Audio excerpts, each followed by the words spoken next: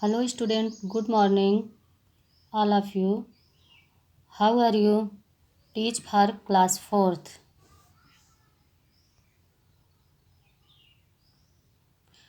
आज हम लोग लेसन फर्स्ट पढ़ने जा रहे हैं।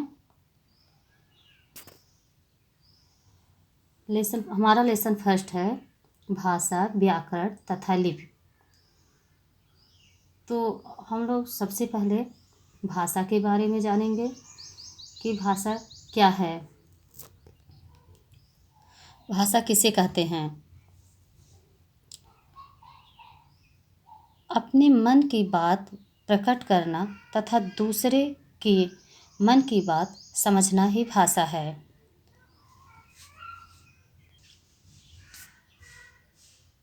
पशु पक्षी भी बोलकर अपने मन की बात प्रकट करते हैं, किंतु ये ध्वनियाँ हैं, इसे भाषा नहीं कहा जा सकता।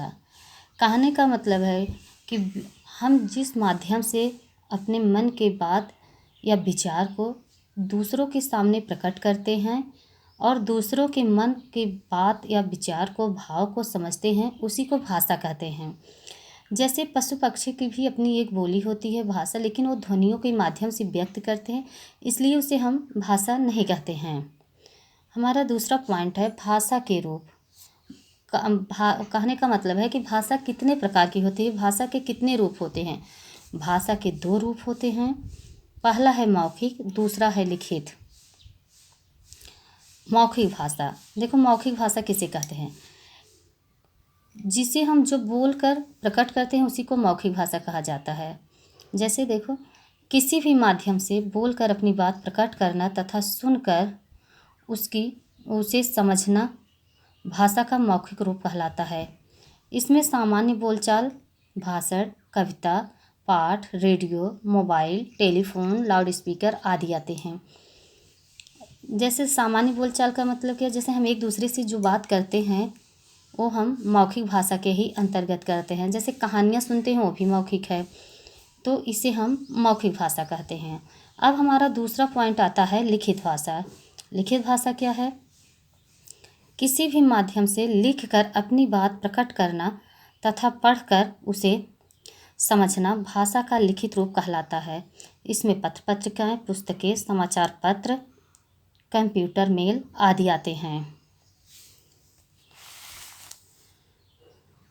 देखो, हर भाषा की अपनी एक लैंग्वेज होती है, अपनी एक भाषा होती है। जैसे हिंदी की आप देख रहे हैं, हिंदी में ये है अ आ इ ई उ ऊ, इस तरह से लिखा गया है हिंदी भाषा में।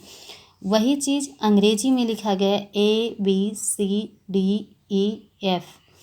ऐसे चीनी भाषा की आप देख रहे हैं, वैसे ही स्पेनिश भाषा है। तो संसार में बहुत सी भाषाएं बोली, पढ़ी और लिखी जाती हैं। सभी देशों की अपनी अपनी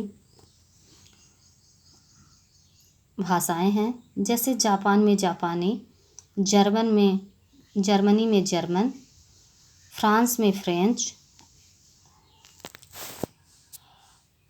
तो हर देश की अलग अलग भाषा होती है। इस प्रकार भारत की राजभाषा हिंदी है। यहाँ अधिकांश लोग हिंदी भाषा का ही प्रयोग करते हैं। अंग्रेजी अंतर्राष्ट्रीय भाषा है। हमारे देश में कामकाज की भाषा हिंदी है, अतः हिंदी हमारी राजकीय भाषा है। भारतीय संविधान में 22 भाषाओं को स्थान मिला है। ये इस प्रकार से हैं। हमारे भारतीय संविधान में जिन 22 भाषाओं को मान्यता मिली है वो देखो इस प्रकार से हैं: मणिपुरी, डोगरी, मलयालम, सिंधी, तमिल, मराठी, उर्दू, संस्कृत, तेलुगु, कश्मीरी, उड़िया, हिंदी, नेपाली, कोंकणी, कन्नड़, संथाली, पंजाबी, गुजराती, मैथिली, बोडो, बांग्ला, असमिया। इस प्रकार ये 22 भाषाएं हैं। अब हम देखेंगे कि व्याकरण क्या है। तो व्याकरण किसे कहते हैं? सभी भाषाओं के पढ़ने लिखने के कुछ न कुछ अपने नियम होते हैं। ये नियम एक विशेष पुस्तक में लिखे होते हैं। इस विशेष पुस्तक को व्याकरण कहते हैं।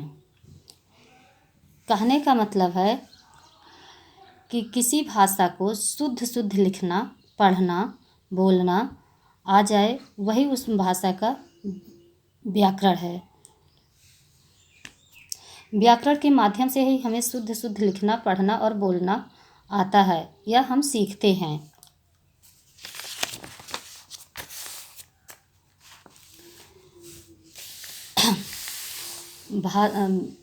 इसकी डिफिनेशन है, इसकी परिभाषा देखिए। भाषा को शुद्ध रूप से बोलना, लिखना तथा पढ़ना सिखाने वाला शास्त्र व्याकरण कहलाता है। व्याकरण के अंग। व्याकरण के 4 प्रमुख अंग होते हैं। पहला है वर्ण विचार। इसके अंतर्गत वर्णों की बनावट, प्रकार, उत्पत्ति, उच्चारण, शब्द में उनके प्रयोग आदि का बोध किया जाता है। दूसरा शब्द विचार है।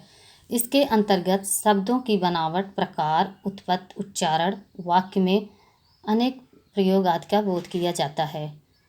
तीसरे नंबर पे है पद विचार। इसके अंतर्गत पद परिचय, प्रकार, उत्पत्ति, वाक्य में उनके प्रयोग आदि का बोध किया जाता है।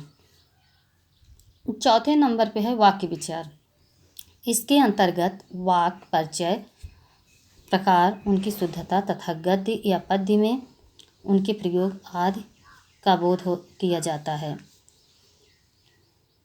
ये था व्याकरण के अंग। तो अगर पूछा जाए व्याकरण के कितने अंग होते हैं, तो व्याकरण के 4 अंग होते हैं। अब देखो नेक्स्ट पॉइंट है लिपि। लिपि क्या है? किसी भी भाषा को लिखने का ढंग लिपि कहलाता है। संसार में अनेक भाषाएं हैं।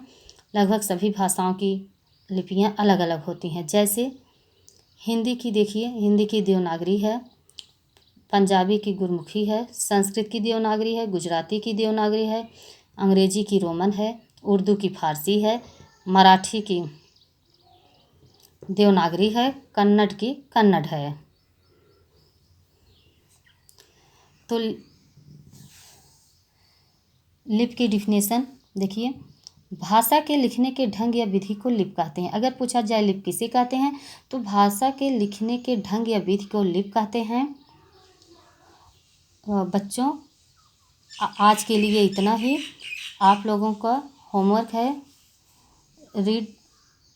रीड लेसन 1, और नेक्स्ट वीडियो में हम आपको या नेक्स्ट क्लास में आपको एक्सरसाइज कराएंगे। आप इसको लर्न कर लेना, read and learn. Thank you.